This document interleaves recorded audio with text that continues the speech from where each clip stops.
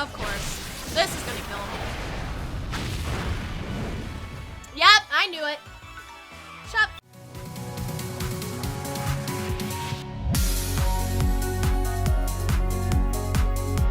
Hiya, Heartlings! HeartGirl26 here, back with a brand new episode of Pokemon Shield DLC. Yes, we are back. Even Kubfo's excited for that. So today we are going to try to see if we're ready to continue on with Kubfo's training, or if we still need to go sightseeing. I didn't do it last episode because I didn't want to take the risk of it being, oh, we're ready and we can go, and have start a cutscene at the end of the episode. And if you guys saw last episode, you know that we started upgrading the dojo. We got a new hairstyle, so I'm excited for that and all that fun stuff. So let's go talk to him and see if we're ready. I have a feeling we might be, but I wouldn't be surprised if we're not. All right, what's this? What's this? Let's see how you and Kubfo are getting along. Lemoy! Aw, good, good. You two are just the best of friends now, aren't you? Kubfo's really become more confident. How wonderful. I dare say I think you're both ready. Follow me, you two. He's not leveled up, but we can level him up in a bit. Oh, he's so cute. He's so tiny teddy bear. Dum dum dee dee la dee la dee da. And I finally got something else to drink. I got some water. I needed some aqua.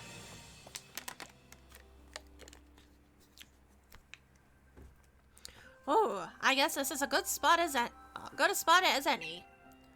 Now then, Heart and Kubfo, if you want to become stronger, there's a special training grounds just for Kubfo. Prepare yourself for the Towers of Two-Fist. Alright, the blue tower is the Tower of Waters. The red tower is the Tower of Darkness. Choose wisely, since you'll only be able to climb one of the two towers. Kubfo's fighting style will change depending on the tower you choose, and the type it gets will change as well. Think carefully. Each tower is 5 stories tall. Each floor has a tough opponent awaiting for you. Make sure you level up Kubfo properly before you're trying to climb up. You can reach both of the towers by heading through the Forest of Focus. You might be able to find a shortcut if you ride your bike across the river. I'm really looking forward to when you two make it to the top of one of those towers. It's going to be so exciting. So now here comes the fun decision. Which one do we choose? Do I choose water or darkness? Now, in a sense, I technically have a water type on the team, I think. Let me take a look. So he's going to be fighting water. I have a water type, but I don't have a dark type. And I do like dark types. See, now this is the good point of where I could have easily... We're going to go back and heal quick, though. I could have easily went, you know what, instead we're going to do it this way, and, yeah. Or that could have been the question of the day. I could have voted, but nope, I decided to hold off, because I wasn't sure what was going to happen next, how long it was going to be.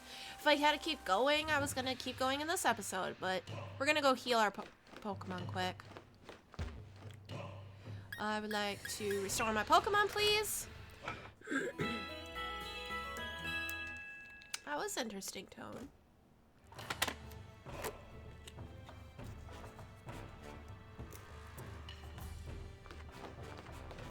What I think we're gonna do, I can roll a die. I have plenty of dice. That's for sure. You know what? We're gonna roll a die. If it's even, we're gonna, well, if it's even, we could do dark. If it's odd, we could do water. Maybe? Or should I just, I do like dark types, so we really don't have a dark type on the team. But I do like water types. But we have a very strong water type on the team anyway. Decisions. Why does this look like you're too high? There we go.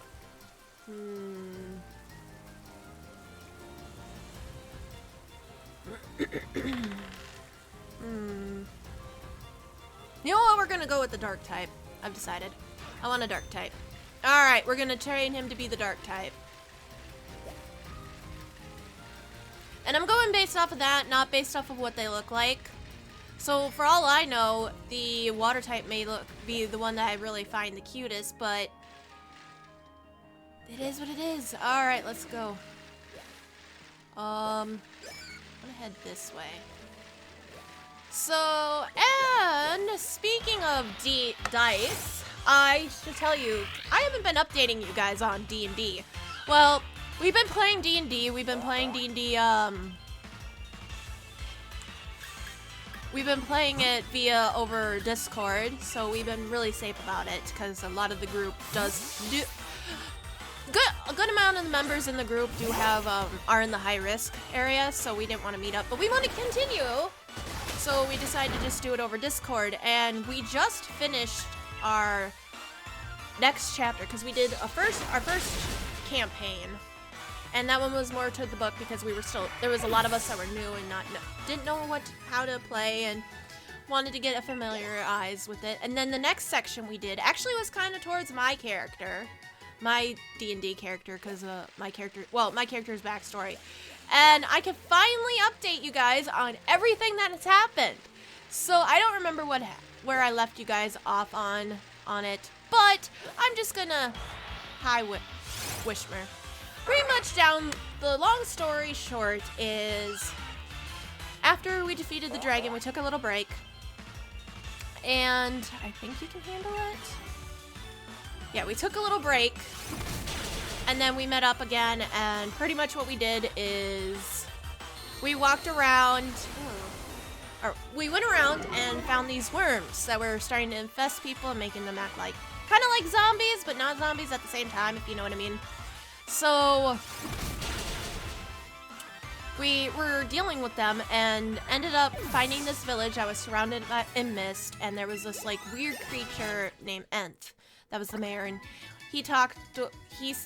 they said that everything's fine, but we decided to investigate even more, met up with a lovely father and son duo that we helped out, and the family offered the boat, and we went to, let me see, where are we going? Okay.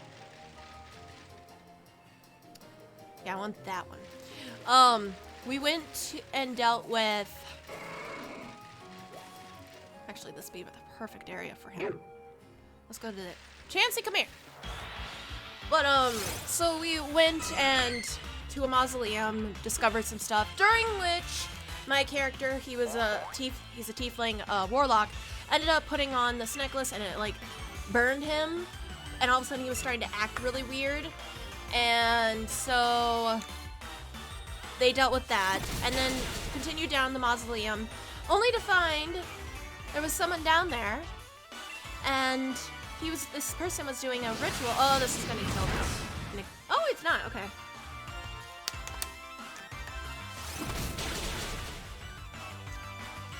But, so they went down there and found a ritual being set up, so the party was originally going to destroy the heart, because there was a heart in the middle, but Zerdos's familiar, a pseudo-dragon named Mistral, was like, no, this is hurting me, so that's bothering me, and it's like, okay, maybe we won't, because it might bother her, and come to find out, one of the people that was doing the ritual was none other than Zerdos's uncle.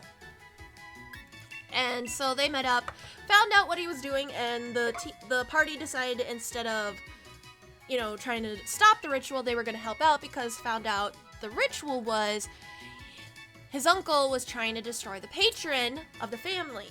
So this is where Zerdos got his powers from, because this patron's been with the family for this long, and it's not that good, and so wanted to destroy it. So, so we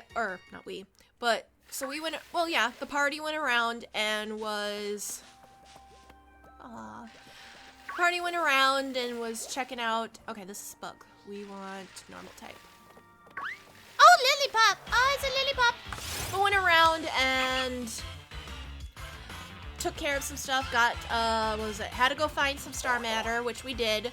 We found it in a giant blister, and our monk decided to touch it and then accidentally fused the star matter to his hands, and there was a whole mess of a situation, but was able to get it off. We got that, brought it back to his Zerados' uncle, and then well, bye.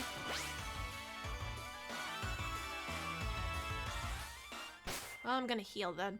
But, so we dealt with that. After that, we had to go find the aspect of the, patrons, like, strength, and had to go deal with that, go kill that, and we went into, like, another dimension, and there was this big, like, snake-like creature that we dealt with, and we killed it, and then it was starting to move and act up. It was, after we killed it, it started, like, moving and writhing, and so what we did is, a lot of the magic users decided to use magic on it, which was a very stupid idea because we revived it, and it turned out bigger. So we followed it, had to do a one-shot in between because the party wasn't able to join, but we finally destroyed the bigger ass snake. Best way to describe it is snake. And this time, instead of using magic, we all got ritual daggers from Zerados' uncle, so we used the ritual daggers to kill it, or like stab it, and got a lot of essence from that. Took a bit. We ended up finally getting out of the area, and we're gonna collect this too. And it'd be funny if I find it shiny. I would love that. But anyway, so we found our way out, but we were like miles away from anything we recognized. So we decided to wander around. We went up this spiral tower after having our lizard folk friend commune with the swamp and said to go up the tower. So we did. And up there we found an orb, and there was some writing. We couldn't figure it out. Like one of the party members kind of knew what it knew what the script was, like what language. Another one said it looked familiar but couldn't still read it. So instead, we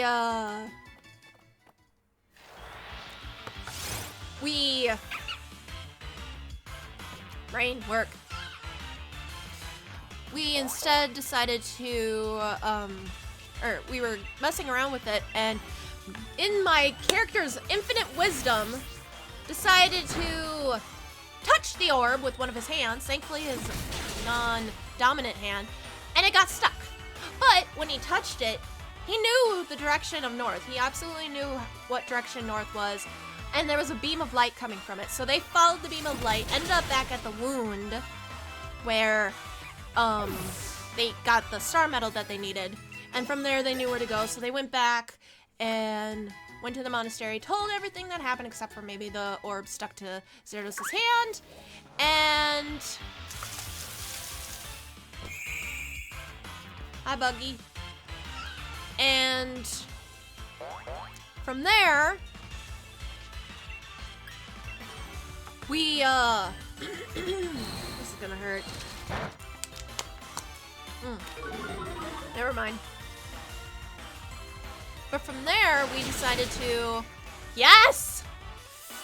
Well, we didn't decide to. We talked to Zerados' uncle, and he decided we were gonna get the ritual ready.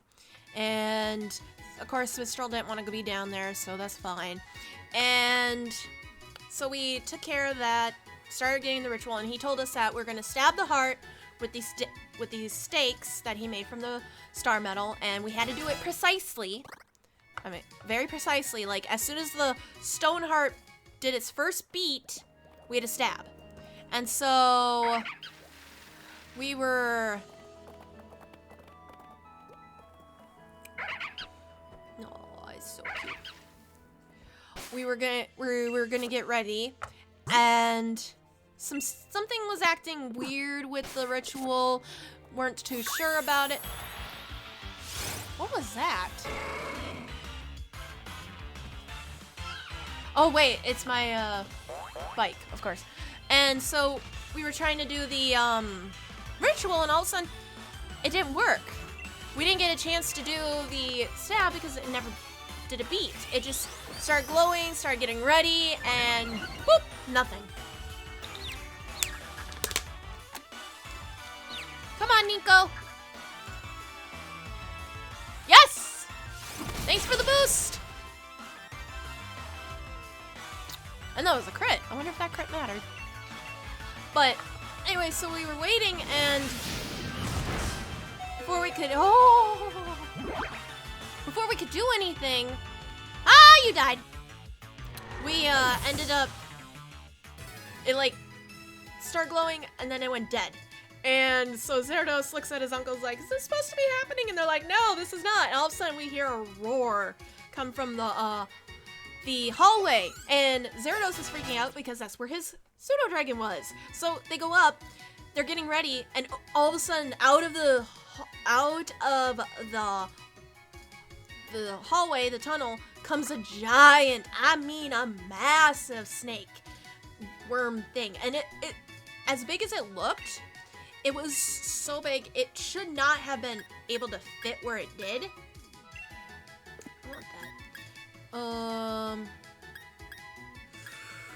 We're gonna get rid of Vendor, but we should not have been able to fit in the area it did. But the snake was able to, and it was a female, and she was like, oh, thank you so much for bringing me, and trying to figure out what's going on. And all of a sudden it just like came face to face with Gyarados, and it's like, oh, thank you, oh, how cute, you're doing all this. And she was saying how it's cute, thank you so much for everything, and turned to his uncle and started attacking his uncle. So Gyarados is freaking out, trying to figure out what's going on, until it clicked, and as a way to protect himself, he activated one of his spells, only to find out he no longer had access to his warlock abilities. And she's like, oh, how cute, you're trying to use my power against me. That's not gonna work. And that's when he realized, oh, this is my patron. Crap. Oh, this is no good. No bueno. So yeah, so he was in shock, and so she attacks his uncle, starts pulling him away. They all start trying to protect him because protect the uncle and protect Gyarados, because she was kind of taunting them, saying, oh, you're gonna be fun and all this, and like, oh, I can't, I'm gonna deal with you later, because she's trying to eat his uncle at the point, but telling Gyarados she's gonna deal with him later.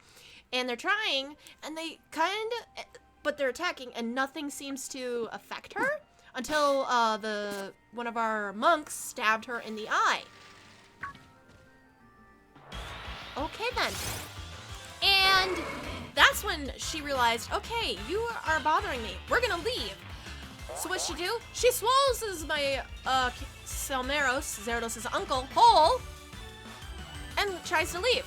Gyarados is not happy at all about this, so decides to follow. And actually, our barbarian took Gyarados and threw him up there, and he was able to land up there. I should have done. Ha ha! And shut up, phone.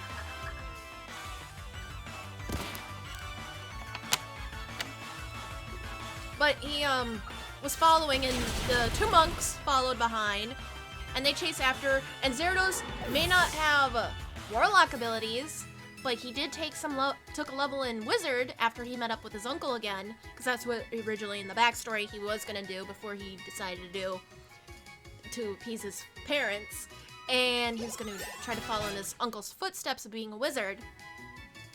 And he started wailing on her, and actually I got a few good rolls and started wailing on her with the level 4 or a high-leveled magic missiles spell, and just started wailing on her, and it's like, you come back here, I'm not done with you, we're gonna continue fighting, and you give me back my uncle. And he was mad, and she's like, oh, you're so cute trying to do this, I'll deal with you later, until the two monks caught up to her and started stabbing her, and the same monk that stabbed her in the eye stabbed her in her other eye. The other one was able to open the jaw and was trying to get the uncle out, but ended up getting swallowed as well. And of course, this is gonna kill him. Yep, I knew it. Shut phone. So, oh man. Fine, Buster, come on out. So, they're fighting, and she's starting to attack. She's like, okay, you know what? Fine, I'm gonna mess with you. I'm gonna attack back. You wanna fight? I'm gonna give you a fight. So she, starts attacking, and actually does damage and attacks, well, not attacks, but tries to eat Gyarados, and actually succeeded one of the times. So she got him in his, she's trying to start to swallow him, but our Barbarian was able to make it up there and was pulling him out, while our Paladin and Grog, our, orc friend, were busy stabbing the heart and chipping away, because it was solid stone at the time. But we're able to chip away at it, and they started coming back up. And the Barbarian got Gyarados out of the snake's mouth, and so they're attacking and wailing, and I don't know who got the final blow, but they were finally able to kill her. And Gyarados is like flipping out, and like, okay, we need to get Malik, our monk, one of the monks that got eaten, and his uncle out, because they both got eaten. So the Barbarian is cutting the snake open and was able to get Malik out. He's okay as of right now. But as she went further down, she was finally able to find Selmeros, Gyarados' uncle. But when they pulled him out, he wasn't breathing. So Gyarados is panicking, trying to get him to breathe. The Paladin is like taking a short rest so he can help, or she, the character my husband plays is a she. So she can help and all that stuff. And they kept going, and they were able to get him to breathe, and he was healed up, but he wouldn't wake up, and they were trying to figure out why. So Gyarados touched the stake to his uncle, and noticed that it was doing the similar thing that, because they used the stake on the snake as well, forgot to mention that, and it was like poisoning her, and I don't know if it poisoned him, but it was doing the same thing. So obviously there was something in him. So they took a long rest, and Gyarados was up and trying to figure out what to do. And during that whole thing, the Barbarian found his Gyarados' pseudo-dragon Mistral, and she was in the same state as his uncle, and so he's trying to figure out what to do and where to go. And the assistant, who was okay for help, gave advice saying maybe you should go to this city. They have a lot of wizards and a lot of magic users that may be same line as your uncle's magic, because he was like interplanetary magic, and none of us had that. And Gyarados just lost all of his warlock abilities, because he pretty much killed his patron, so he has no warlock abilities. And at the time he was like only had his like magic missiles and a few wizard spells.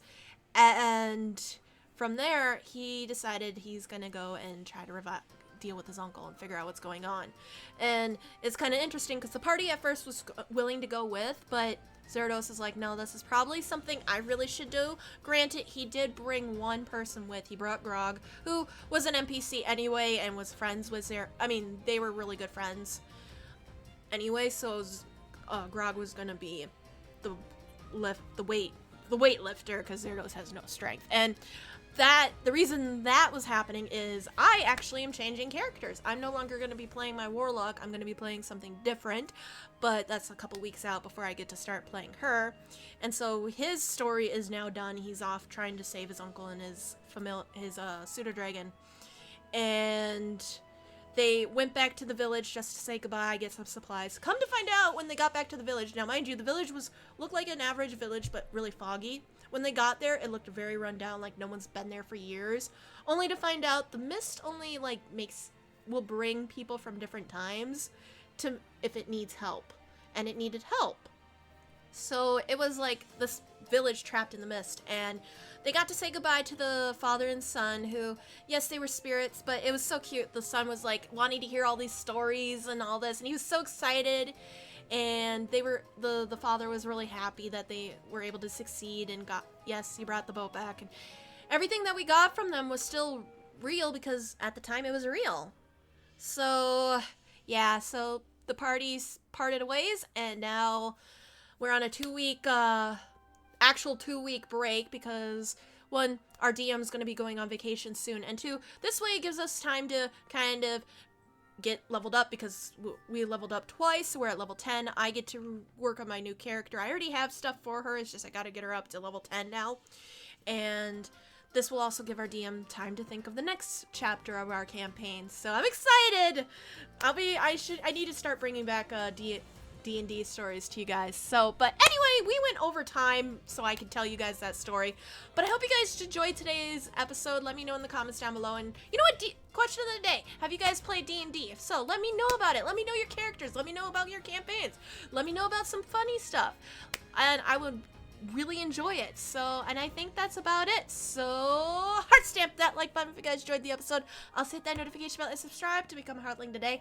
And stay up to date when I upload. Also, make sure to check out all my social medias. Links will be in the description down below, as well as a link to my merch store if you want to check that out. That's fine. If not, that's fine too. And I think that's about it. So until next time, Heartlings, see you next week with some more new episodes of Pokemon. Bye-bye!